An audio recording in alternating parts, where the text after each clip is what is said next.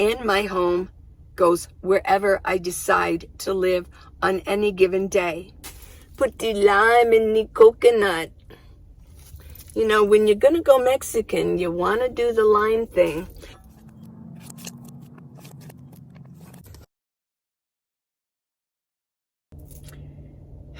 Oh, I love this. Raymond Smith, 3442. Okay. You've been commenting lately, and I love your comments. Thank you. You say, I have a home, and I'm pretty darn comfortable. And my home goes wherever I decide to live on any given day. And my scenery changes as often as I like, and it's never boring. Yes, well, I did mention in one video, I said, well, you know, if you call me homeless, I am as serious as whatever. Hard to talk or whatever. Don't like to say that. But I am not offended if somebody calls me homeless. I am not offended at all. You might be offended, so I won't call you homeless, or I won't call nomads homeless. But I think it's kind of funny. I mean, like I say, hey, I poop in a bucket. I'm homeless, you know, and I really don't care. You know, I'm in good company if I am homeless. And I actually had one person say, oh, that is horrible that you are, you know, that you said something about being homeless. I didn't say anything bad about being homeless.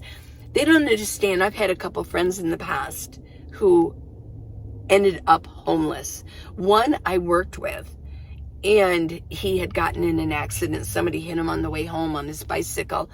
And I saw him later, and we were good friends, but I saw him later, and he and I said, oh, I go, do you remember me? And he goes, no. And I heard he'd been in an accident. He goes, no, I don't remember anything. But, you know, he was a functioning head injury. And I said, well, how are you doing? Oh my gosh, I heard that, but I didn't know that, you know, you have been, I didn't know how bad you got hurt, because he never showed back up after the accident. And he says, well, I'm homeless now because somebody stole his Social Security, his SSI. And that happens a lot. Sometimes homeless people they'll watch them. They know that other people, they're like predators. And they'll watch when that person, especially if they're a head injury, they'll watch to see when they know when they're going to get their check. And they will follow them. And what happened was, yes, he got his check, cashed it, and they followed him, and they hit him over the head again and took his money. And so he didn't have rent in the place he was staying in. He got evicted, and he was homeless. I've heard of that happening. I had another friend that I had, you know, I met, and I heard his story. The exact same thing. Somebody followed him after he got his check. People watch. There's predators out there. Some homeless are very humble and very nice. Some homeless are predators, and they will follow them and take what little they have. So, yeah. I mean, it's really sad, isn't it? Oh my gosh. So, let's see. I think I have... Oh, and here's one. Yeah. This is from Cynthia Hicks 1909. Hey, Cynthia, I've seen you've been following me for a long time. Just makes me so sad to hear of my friend in Reno not being able to get his car he is living in to run. Meanwhile, illegals in Chicago and all over the country are getting $9,000 to pay for rent. Ooh, yeah. I've heard of that. I've heard that some immigrants coming over, they're giving them like $2,000 a month. I don't even get that. I don't even make $2,000 a month. No, I don't. What is wrong with this picture? Our citizens are suffering. Yeah, because he was a vet. Well, I did on one of the videos, I mentioned that in Reno, I had befriended a lot of homeless. I'm in good company when I'm around homeless people, like in their vans and they have to do it. I'm in good company. So yeah, thank you for that. Yeah, I felt it was kind of sad too. He was very elderly. I do believe at the end, the police really helped him. And what they would do in Reno, what they did at Rock Park, they would come by and they would go around and talk to all of them and say, do you need help? And they'd give them a card if they needed help. And that was the clue that probably in a couple days they were going to come and they had to leave. So, and I think they did help that guy. I think they did. This is from Lisa Crawford. And Lisa says, I don't know where all the condensation is coming from in this person's van. But if you apply bubble wrap to the windows, it will prevent that condensation. And then she goes on to tell about how in her home, she puts up bubble wrap on her windows. Well, I would not want bubble wrap on my windows because then I wouldn't be able to see out of them. This is my window to the world here. She wants to know where all this condensation is coming from that where nomads are always talking about. Well, she's not lived in her minivan. At night when we're breathing, especially cooler, but even in the summer too, if it's raining and it's very moist, condensation is from too much moisture. It's just too much moisture. And what happens is it can't go anywhere. So what it does is it kind of flies on, as it gets cold, it kind of flies on the windows and sticks. When we breathe, we're living in our vehicles. When we breathe, we are essentially putting out moisture. Yeah. And if she's commenting on that one video that I put up, that question that I had from this gal from New Zealand. And she wanted to know, sometimes it rains a lot. And she finds that she has a lot of wet clothes. And she asked my advice on what she should do with all these wet clothes until it, kind of subsides. Because she said there's no dryer around. She's out boondocking. And she can't get outside to hang her clothes out. So we gave some advice. Well, that's where the condensation's coming from the gal who originally asked that question, right? So basically, she wants to know where the condensation's coming from. Wet clothes, if it's raining a lot, sometimes water we maybe have an umbrella and we have to bring it in. We can't just let it sit outside. We don't have a garage. You know what I'm saying? And so, but basically, especially in the winter, it's breathing. We're putting out condensation when we're breathing. And I will mention that that's one way that you can tell that somebody's inside of living in their van or sleeping in their car. Is in the morning, you see all this condensation. They've got their windows covered, but there's a lot of condensation on the inside of the vehicle. So there's your answer. That is why, Lisa, that is why. Yeah. No, I don't think that nomads would want to put bubble wrap on their windows. They want to be able to see out. So there's that.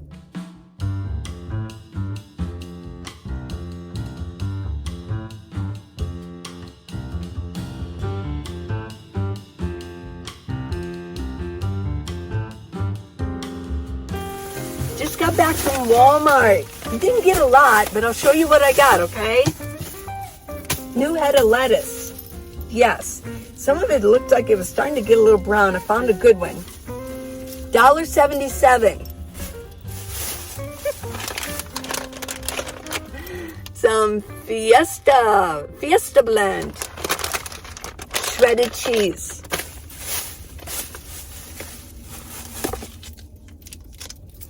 This is my favorite, really. Extra sharp cheddar. $2. $2.22. That way you can compare when you go to the store, right? Okay, I do like these. I didn't have any, but I do like these. And this was 94 cents. I can remember when it was almost like maybe 70 cents. So it's gone up. Some more green beans. I do like these.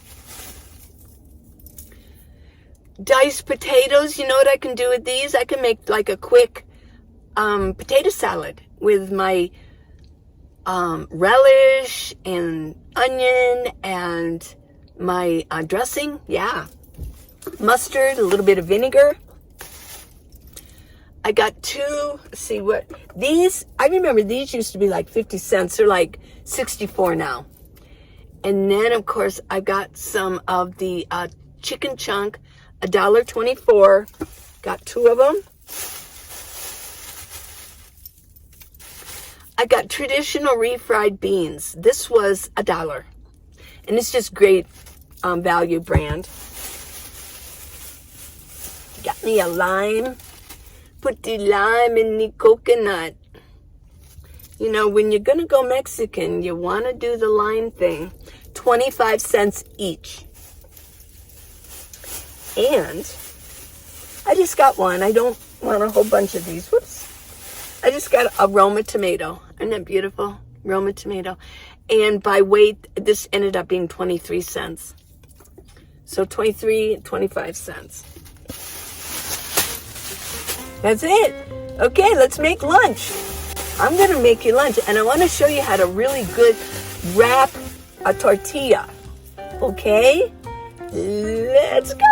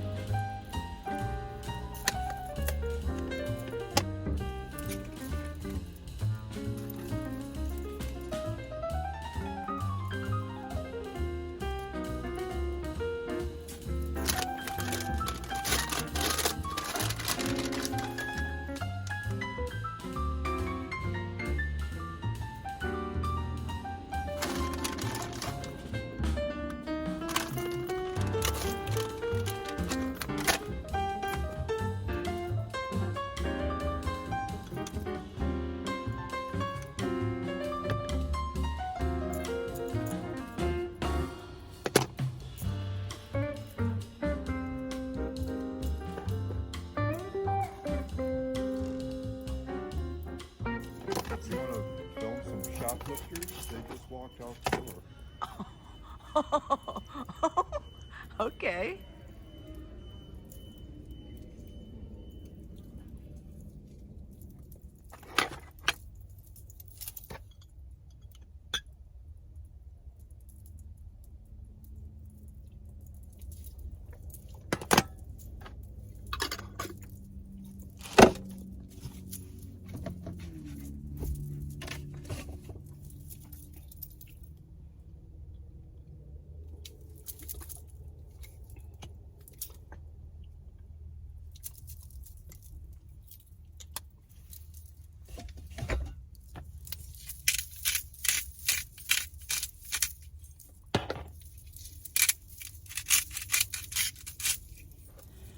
Make sure you don't fill it too full.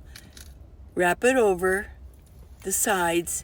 Now lift that up, but hold your fingers down so the insides don't move. And move that up to where all the food ends.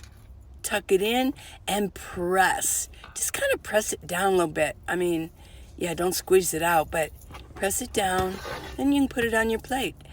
Then you can cut it. It's just easier to eat if you cut it and you just don't always get, like the end of the tortilla. Your first bite, you want to have it really good. There we go. Yum. A work of art. Oh, yeah. I put a little ranch on here so that, I might want to dip it in. Let's try it, okay? I love you guys so much. Please subscribe and give me a thumbs up. And I got the book, How to Live in a Minivan, the Minivan Leeway. Let's dip it in. Let's see.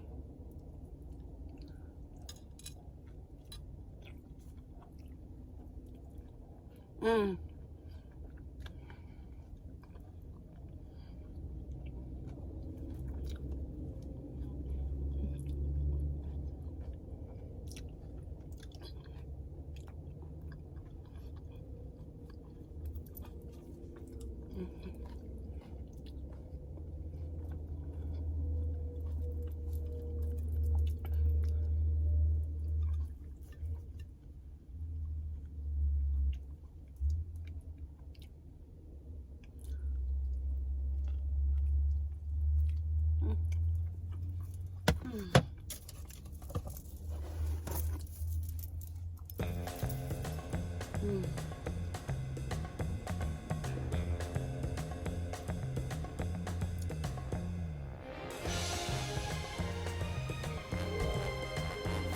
I like it.